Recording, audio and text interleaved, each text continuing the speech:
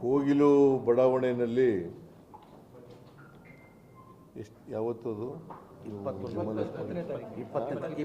December 20 December 20ನೇ ತಾರೀಕು December 20 December 20ನೇ ತಾರೀಕು ಸರ್ಕಾರಿ ಜಾಗದಲ್ಲಿ ಅಕ್ರಮವಾಗಿ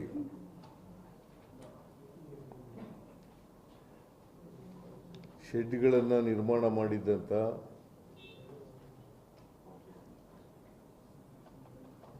ಸುಮಾರು 167 ಮನೆಗಳನ್ನು 67 ಶೆಡ್ಗಳನ್ನು 167 ಶೆಡ್ಗಳನ್ನು ತೆರವುಗೊಳಿಸಿದ್ರು. 16 ನೋಟಿಸ್ ಕೊಟ್ಟು ಅದು ಅವ್ರಿಗೆಲ್ರಿಗೂ ನೋಟಿಸ್ ಕೊಟ್ಟಿದ್ರು.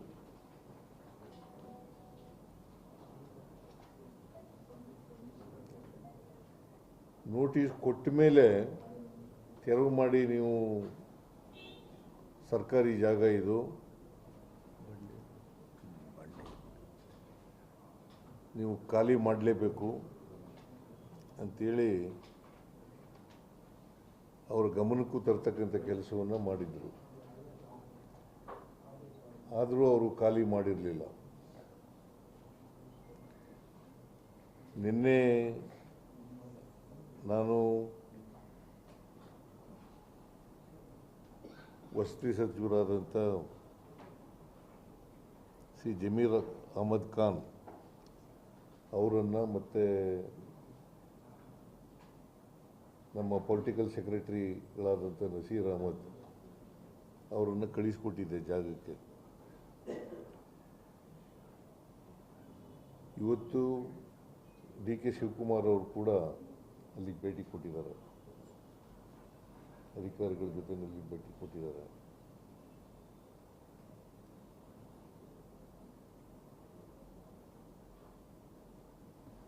ಅದು ಜಾಗ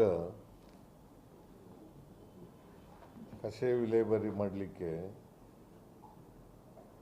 ಸುಮಾರು 5 ಎಕರೆ ಜಮೀನನ್ನು 15 ಎಕರೆ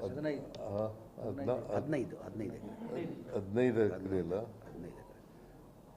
15 ಎಕರೆಗಳನ್ನು ಡಿ ಸಿ ಜಿಲ್ಲಾಧಿಕಾರಿಗಳು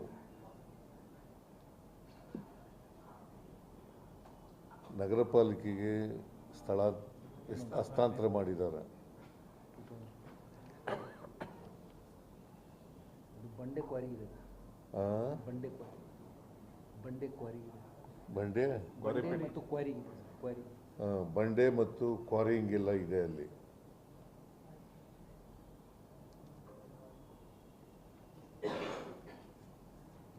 ಅವರು ಕಸ ಕೂಡ ಅಲ್ಲಿ ಹಾಕ್ತಾ ಇದ್ದಾರೆ.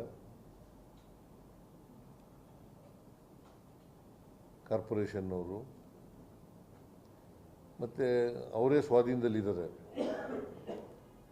ಹಸ್ತಾಂತರ ಆದ್ದರಿಂದ ಇವತ್ತಿನವರೆಗೆ ಸ್ವಾಧೀನದಲ್ಲಿದ್ದಾರೆ.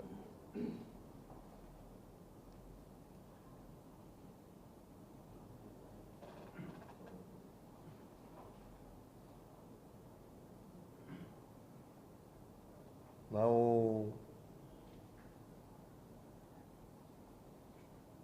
ಸುಮಾರು 20-21ರಿಂದ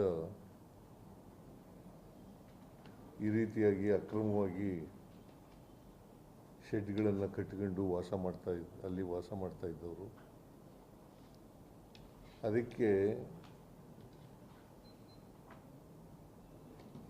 ಆ ಸಂಬಂಧ ಆ ಭಾಗದಲ್ಲಿದ್ದಂಥ ರೆವಿನ್ಯೂ ಆಫೀಸರ್ಗಳು ಅಥವಾ ಕಾರ್ಪೊರೇಷನ್ ಅಧಿಕಾರಿಗಳು ಅವ್ರ ಮೇಲೆಲ್ಲ ಕ್ರಮ ತಗೋಬೇಕು ಅಂತ ಹೇಳಿದ್ದೀನಿ.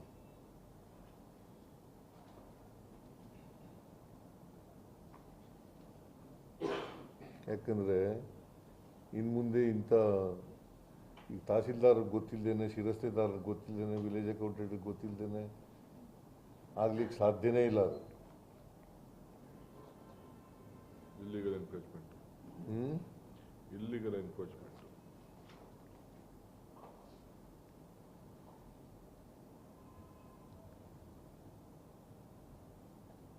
ಈ ಥರ ಇಲ್ಲೀಗಲ್ ಆಗಿ ಮುಂದೇನೂ ಕೂಡ ತಡಿಬೇಕು ಅನ್ನೋದು ನಮ್ಮ ಉದ್ದೇಶ. ಇನ್ನು ಮುಂದೆ ಯಾವುದೇ ಕಾರಣಕ್ಕೆ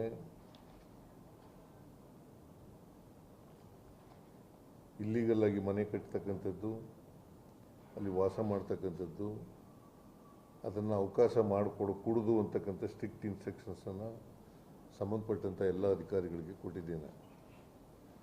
ಒಂದು ವೇಳೆ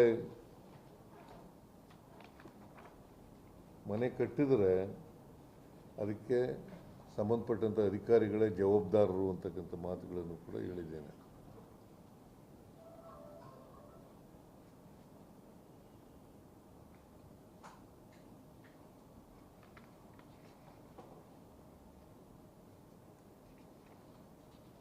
ಈ ಅಕ್ರಮವಾಗಿ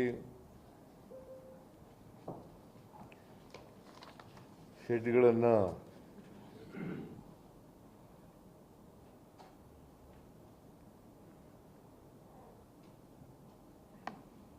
ಯಾರ್ಯಾರು ವ್ಯಕ್ತಿಗಳು ಅಲ್ಲಿ ಅಕ್ರಮವಾಗಿ ಮಾಡ್ಕೊಂಡಿದ್ರು, ಶೆಡ್ಗಳನ್ನು ನಿರ್ಮಾಣ ಮಾಡ್ಕೊಂಡಿದ್ರು, ವಾಸವಾಗಿದ್ದರು,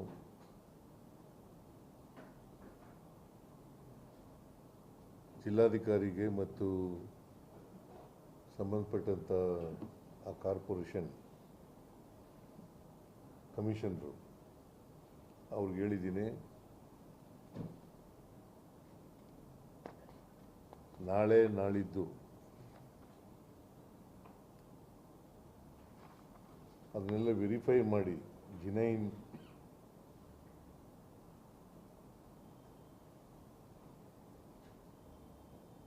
ವ್ಯಕ್ತಿಗಳಿಗೆ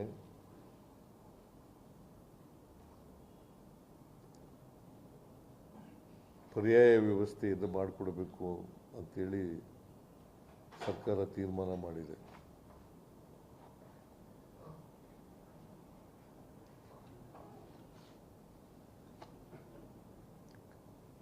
ಈ ಜಿಲ್ಲಾಧಿಕಾರಿ ಮತ್ತು ಕಾರ್ಪೊರೇಷನ್ ಅಧಿಕಾರಿಗಳು ಲಿಸ್ಟ್ ಕೊಡ್ತಾರೆ.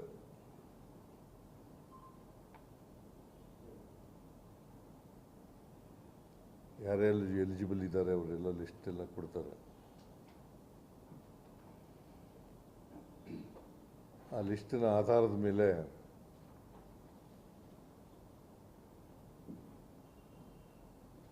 ಅವ್ರಿಗೆಲ್ಲರಿಗೂ ಕೂಡ ಪರ್ಯಾಯ ವ್ಯವಸ್ಥೆಯನ್ನು ಮಾಡ್ತೇವೆ.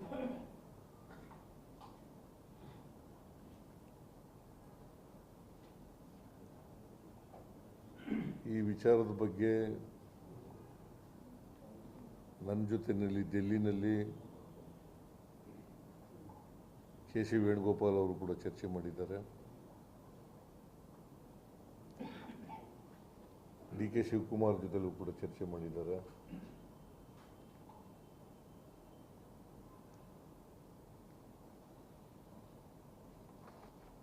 ನಾನು ಅವ್ರಿಗೆ ಹೇಳಿದ್ದೀನಿ, ಆಲ್ಟರ್ನೇಟಿವ್ ಅರೇಂಜ್ಮೆಂಟ್ ಮಾಡ್ತೀವಿ ಅಂತ. ಏಯ್ ಯಾರ್ರೀ ಅವರು? ಆಫ್ ಮಾಡಪ್ಪ ಕ್ಯಾಮ್ರಾಮ್ಯಾನ್. ವೇಣುಗೋಪಾಲ್ ಅದು ಹೇಳ್ತೀನಿ, ಅದು ಅದು ಆ ಶಬ್ದ ಬರ್ತಿತ್ತಲ್ಲ, ನಿಮಗೆ ಕೇಳಿಸುತ್ತಾ? ವೇಣುಗೋಪಾಲ್ ಅವರು ನನ್ನ ಜೊತೆಯಲ್ಲಿ ಚರ್ಚೆ ಮಾಡಿದ್ದಾರೆ. ನಾನು ಡೆಲ್ಲಿಗೆ ಹೋಗಿದ್ನಲ್ಲ ಮೊನ್ನೆ,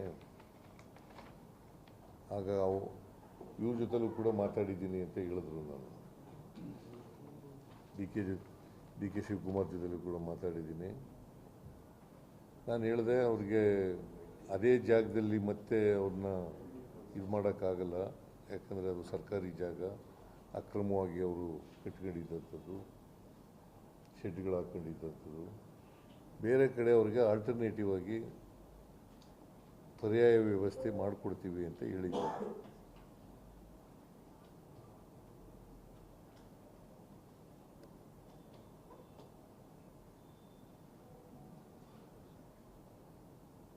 ಮತ್ತು ಅವರಿಗೆ GBA ಕಮಿಷನರು ಮತ್ತು ತುಷಾರ್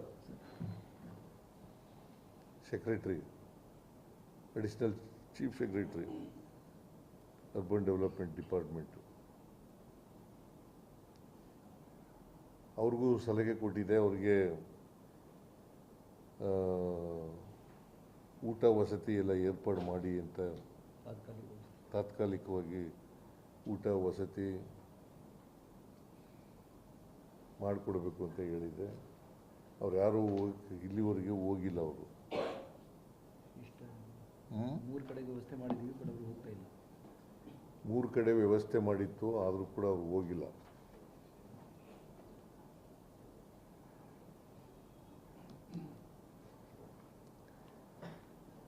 ನಾನು ಡಿ ಕೆ ಶಿವಕುಮಾರ್, ವಸತಿ ಸಚಿವರು, ಆಮೇಲೆ ಕೃಷ್ಣ ಬೈರೇಗೌಡ, ಆ ಕ್ಷೇತ್ರದ ಶಾಸಕರು, ಮಂತ್ರಿಗಳು, ಅವ್ರ ಜೊತೆಲೂ ಕೂಡ ಮಾತಾಡಿದ್ದೀನಿ.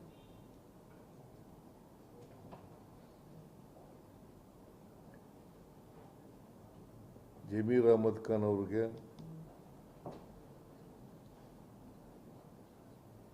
ಅವ್ರಿಗೆ ತಾತ್ಕಾಲಿಕ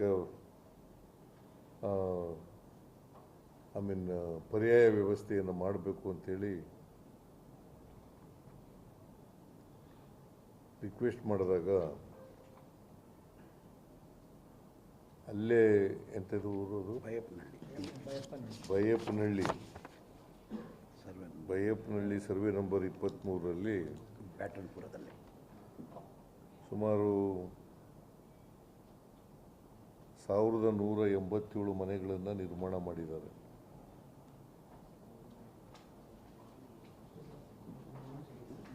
ಇದು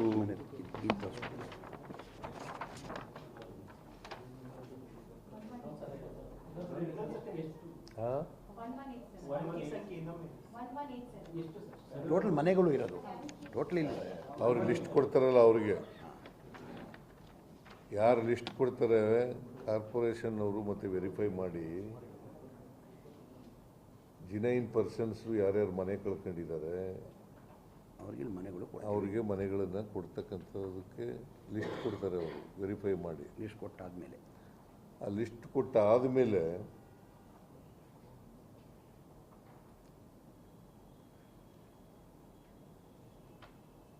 ಯಾರು ಅರ್ಹ ವ್ಯಕ್ತಿಗಳಿದ್ದಾರೆ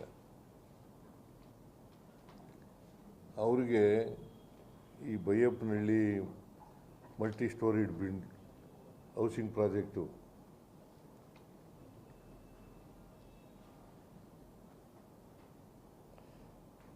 ಈ ಬೈಯಪ್ಪನಹಳ್ಳಿ ಎಷ್ಟು ದೂರ ಇದೆ ಅಂತಂದರೆ ಕೋಗಿಲುವಿಂದ 7 ಕಿಲೋಮೀಟರ್ 7 ಕಿಲೋಮೀಟರ್ಸ್ ಅದೇ ಕ್ಷೇತ್ರ ಸರ್. ಹತ್ರ ಇರೋದು ಹತ್ರ 7 ಕಿಲೋಮೀಟರ್ ಇದೆ.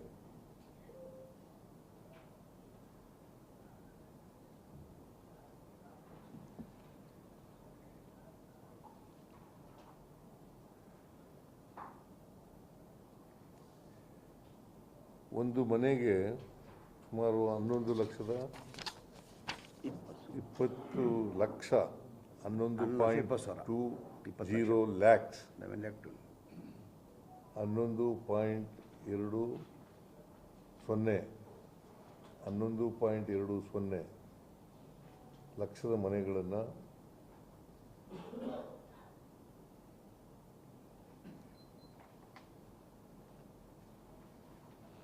ಅವ್ರಿಗೆ ಅಲಾಟ್ ಮಾಡಬೇಕು ಅಂತ ಹೇಳಿದ್ದೀನಿ.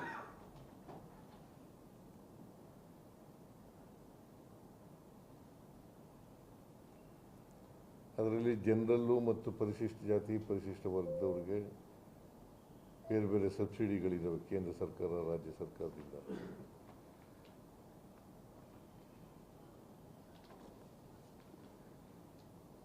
ಆಮೇಲೆ 11,20,000 ರೂಪಾಯಿನಲ್ಲಿ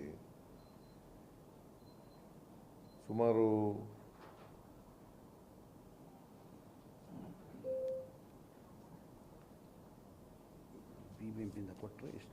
BBMP-ಯಿಂದ 5 ಲಕ್ಷ ರೂಪಾಯಿ ಕೊಡಬೇಕು ಅಂತ ಹೇಳಿದ್ದೀನಿ. ಒಬ್ಬರಿಗೆ ಒಂದು ಮನೆಗೆ ಒಬ್ಬರಿಗೆ 5 ಲಕ್ಷ ರೂಪಾಯಿಗಳನ್ನು ಕೊಡಬೇಕು ಅಂತ ಹೇಳಿದ್ದೀನಿ.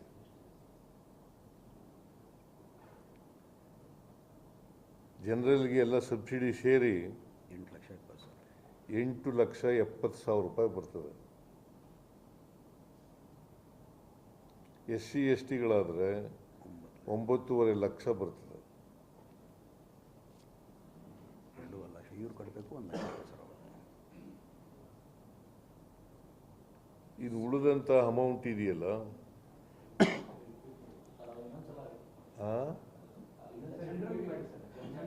ಜನರಲ್ಗೆ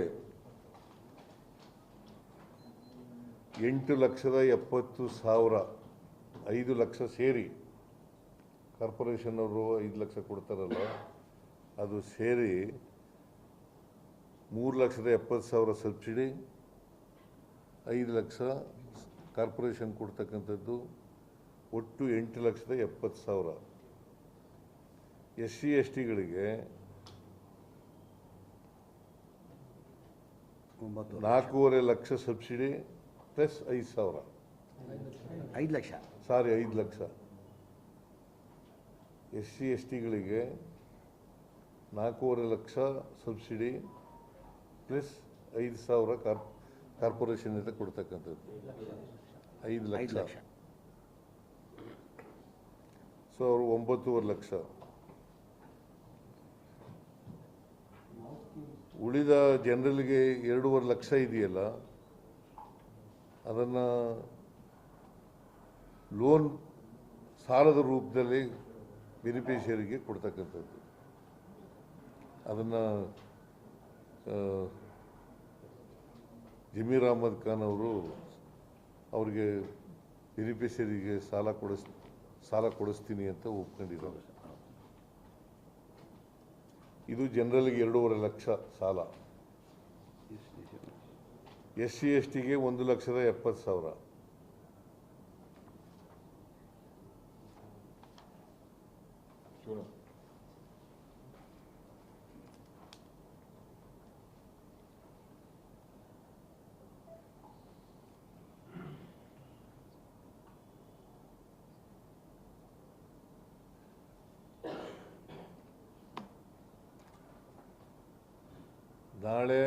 ನಾಳಿದ್ದು 2 ದಿನ ವೆರಿಫೈ ಮಾಡ್ತಾರೆ.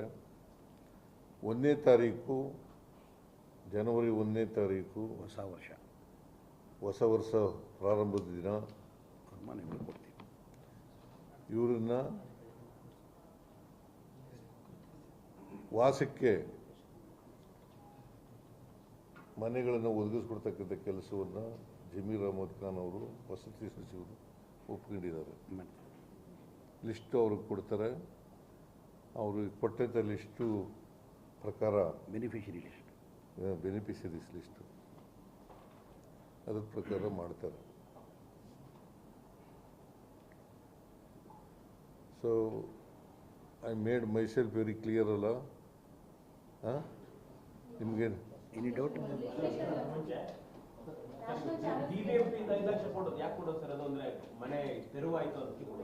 ಸ್ಕೀಮ್ ಇದೆ, ಒಂಟಿ ಮನೆ ಸ್ಕೀಮ್ ಇದೆಯಪ್ಪ. ಒಂಟಿ ಮನೆ ಸ್ಕೀಮ್ ಇದೆ. ಆ ಸ್ಕೀಮ್ನಲ್ಲಿ ಅವ್ರಿಗೆ ಕೊಡ್ತಾ ಇದ್ದೀವಿ 5 ಮನೆ, ಒಂದು 5 ಲಕ್ಷ ರೂಪಾಯಿ.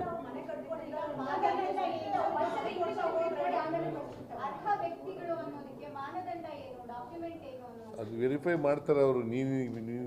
ನಾನು ಮಾಡಲ್ಲ, ಅವ್ರ ಮಾನದಂಡ ಅವರೇ ಮಾಡ್ತಾರೆ.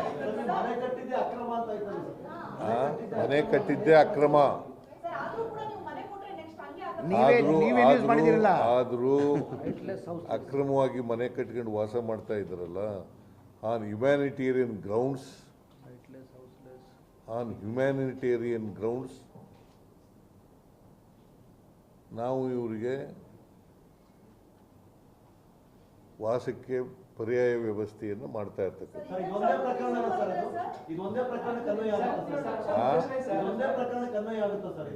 ಯಾವುದಕ್ಕೆ ಈ ರೀತಿ ಮನೆಯನ್ನು ಕೊಡೋದು ಸರ್? ಅಕ್ರಮವಾಗಿ ಮನೆ ಕಟ್ಟಿದವರಿಗೂ ಮನೆ ಕೊಡುವಂತದ್ದು ಇದು ಒಂದೇ ಪ್ರಕರಣಕ್ಕೆ ಅನ್ವಯ ಆಗುವಂತ ಸರ್ಕಾರ. ಹೌದೌದು. ಯಾಕೆ ಸರ್ ವಿಶೇಷ ಆಸಕ್ತಿ ಯಾಕೆ ಸರ್? ವಿಶೇಷ ಆಸಕ್ತಿ ಏನಿಲ್ಲ. ಇದನ್ನ BJP ಇವರು ಕಮ್ಯುನಿಸ್ಟ್ನವರು ರಾಜಕೀಯ ಇಶ್ಯೂ ಮಾಡಿಬಿಟ್ಟಿದ್ದಾರೆ. ಇದನ್ನು ಅನಗತ್ಯವಾಗಿ ರಾಜಕೀಯ ಇಶ್ಯೂ ಮಾಡಿದ್ದಾರೆ. ಸಿ, ನನ್ other than chief minister of Kerala, he has made it an issue because the election is coming, assembly election is coming In April. in the month of April. March or April. That is why he has sent one MLA and also Rajya Sabha member to this Kogilu. Sir ಅವರು politics ಮಾಡಿದ್ದಾರೆ sir. It is purely political ಆಗಿ counter ಮಾಡ್ಬೇಕು, ನೀವು political ಆಗಿ counter ಮಾಡ್ಬೇಕಿತ್ತು. Counter ಮಾಡಿದ್ದೀವಿ ರೀ. ಆದರೂ ಕೂಡ on humanitarian grounds we are going to give alternative accommodation to these people. ಬೇರೆ ಪ್ರಕರಣಗಳಿಗೂ ಈ ರೀತಿ ಆದ್ರೆ ಏನ್ ಮಾಡ್ತೀವಿ? ಅದು ನೋಡೋಣ, ಅದು ಆ ಕೇಸ್ ಬಂದಾಗ ಅದು ತುಂಬಾ ಇದಾವೆ. ರಾಜ್ಯದಲ್ಲಿ 37 ಲಕ್ಷ ವಸ್ತು ರೈತರಿದ್ದಾರೆ, ನಿವೇಶನ ರೈತರಿದ್ದಾರೆ. ಅದೆಲ್ಲವನ್ನು ಬಿಟ್ಟು ಈ ಪ್ರಕರಣದಲ್ಲಿ ಈ ರೀತಿ ಆಗ್ತಿದೆ ಅನ್ನೋದು ಕೂಡ ಕೇಳಪ್ಪ ಇಲ್ಲಿ. ಇದು ಬಡವರಿಗೆ ಕೊಡ್ಬೇಕಂತ ಮನೆಗಳು ಕಟ್ಟಿದ್ದು ಸರ್. ಇದು ಬಡವರಿಗೆ ಕೊಡ್ಬೇಕಂತ ಮನೆಗಳು ಕಟ್ಟಿರೋದು. ಇದು ಕಟ್ಟಿದ್ದು 1 lakh ಸ್ಕೀಮ್ ನಿಮ್ಮ ಕಾಲದಲ್ಲೇ ಬಂದಿದ್ದು. ಇದು ಈ ಮನೆಗಳು ಕಟ್ಟಿರೋದು 1 ಲಕ್ಷ ಮನೆಗಳು ಕಟ್ಟಿರೋದು ಕೊಡಕ್ಕೆನೆ. ಬಡವರು ಕೊಡಕ್ಕೆ. ಯಾರಿಗೆ ಮನೆ ಇಲ್ಲ, ಯಾರಿಗೆ ಸೈಟ್ ಇಲ್ಲ, ಅವರು ಕೊಡಕ್ಕೆ. ಇವರೆಲ್ಲ ಸೈಟ್ ಇಲ್ಲದವರು, ಮನೆ ಇಲ್ಲದವರು, ಈ ಥರ 1 ಲಕ್ಷ ಮನೆಗಳು ಕಟ್ತಾ ಇದೀವಿ. ಏಯ್, ಒಬ್ರು ಮಾತಾಡ್ರಿ. ಒಂದ್ ಪ್ರಶ್ನೆ ಸರ್, ಇವಾಗ ತುಂಬಾ ಜನ ಬಡವರು ಇದ್ದಾರೆ, ಅವ್ರಿಗೆ ಮನೆ ಇಲ್ಲ. ಇವಾಗ ಇಲ್ಲಿ 10 ಜನ ಇದ್ದಾರೆ ಅಂದ್ರೆ ಅವ್ರಿಗೆ ಮನೆ ಇರಲ್ಲ. ಇವಾಗ 10 ಜನನು ಬೇರೆ ಈಗ ಮನೆ ಕಟ್ಟಿದ್ರೆ ನೋಡ್ರಿ, ಮನೆ ಕೇಳಪ್ಪ ಇಲ್ಲಿ. ಈ ಮನೆಗಳು ಕಟ್ತಾ ಇರೋದು ಯಾರಿಗೆ? To whom you are building these houses? To whom? To sightless and houseless people only. We are accommodating these people because these people are also houseless and sightless people. Sir, ಪ್ರಶ್ನೆ ಅದಲ್ಲ ಸರ್. ನಾಳೆ ಯಾರಾದ್ರೂ ಅತಿಕ್ರಮ ಪ್ರವೇಶ ಮಾಡಿದ್ರೆ ಅವ್ರಿಗೂ ಮನೆ ಕಟ್ಕೊಡ್ತೀರಾ sir? ಇದು ಒಂದು ಉದಾಹರಣೆ ಅದಕ್ಕೆ ಹೇಳಿದ್ದು, ನಾನು ಮೊದಲೇ ನಿಮ್ಗೆ ಹೇಳಿದ್ದು, ಅಧಿಕೃತವಾಗಿ ಬಡಾವಣೆಗಳು ಬರಬಾರ್ದು, ಬೇರೆ ರೀತಿ ನೋಡ್ಕೋಬೇಕು ಅಂತ ಅಧಿಕಾರಿಗಳಿಗೆ ಸ್ಟ್ರಿಕ್ಟ್ ಇನ್ಸ್ಟ್ರಕ್ಷನ್ಸ್ ಕೊಟ್ಟಿದ್ದೀವಿ. ಒಂದು ವೇಳೆ ಬಂದರೆ ಅಂಥ ಅಧಿಕಾರಿಗಳ ಮೇಲೆ ಶಿಸ್ತಿನ ಕ್ರಮ ತಗೋತೀವಿ. So the NDA is saying that if the Congress comes to power in Kerala, then the same bulldozer effect will also be seen in Kerala. What is seen in Karnataka, the Karnataka government has brought UP to South India. No, it is not correct. See, it is a government land on which these people are living there by making temporary sheds, and they have been demolished by the corporation not fit for human habitation, sir. Dangerous to live there, sir. on the ground of humanitarian grounds. We are making alternative arrangement to these. What is Kerala's interest in Karnataka like this? I don't know. Please ask Pinarayan. It is a political. See, they make it a political issue. Please ask Pinarayan. They said Brinda See, they may say anything. Sanjay Gandhi did According to me, we don't allow anybody to construct a house illegally. Sir, ಮಾನವೀಯತೆ ಆಧಾರದ ಮೇಲೆ ಕೊಡುವಂಥದ್ದು ಒಪ್ಕೊಳ್ಳುವಂಥದ್ದು sir. ಈ ಹಿಂದೆ ಕೂಡ ಈ ರೀತಿ demolition ಆದ ಸಾಕಷ್ಟು ಕೇಸ್ಗಳಿದ್ದಾವೆ, ಅಥವಾ ಇನ್ನೂ ಯಾವ್ದು ಪ್ರಕರಣಗಳು ಬರ್ಬೋದು. ಎಲ್ಲರಿಗೂ ಇದೇ ಮಾನದಂಡ ಇರುತ್ತೆ ಅನ್ನೋದು. ಅದನ್ನ ನೋಡ್ತಾರೆ ಕಾರ್ಪೊರೇಷನ್ ಅವರು. ಇನ್ನು ಮುಂದೆ ಬರಬಾರ್ದಾಗ ನೋಡ್ಕೋಬೇಕು ಅಂತ ಮಾಡಿದ್ದೀನಿ. ಇನ್ನು ಮುಂದೆ ಯಾರು ಕೂಡ ಅಧಿಕಾರಿಗಳೇ ಜವಾಬ್ದಾರರು ಅದಕ್ಕೆ ಅಂತ ಹೇಳಿದ್ದೀನಿ.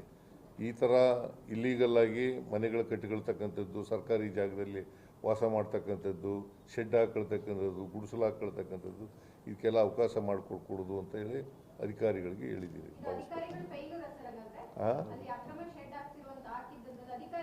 That is why I shed ಏನಂತ ಹೇಳಿದ್ದೀನಿ, ಯಾರೋ ಅಧಿಕಾರಿಗಳು ಅವತ್ತಿದ್ರು ಅವ್ರ ಮೇಲೆ ಕ್ರಮ ತಗೊಳ್ಳಿ ಅಂತ ಹೇಳಿದ್ದೀನಿ.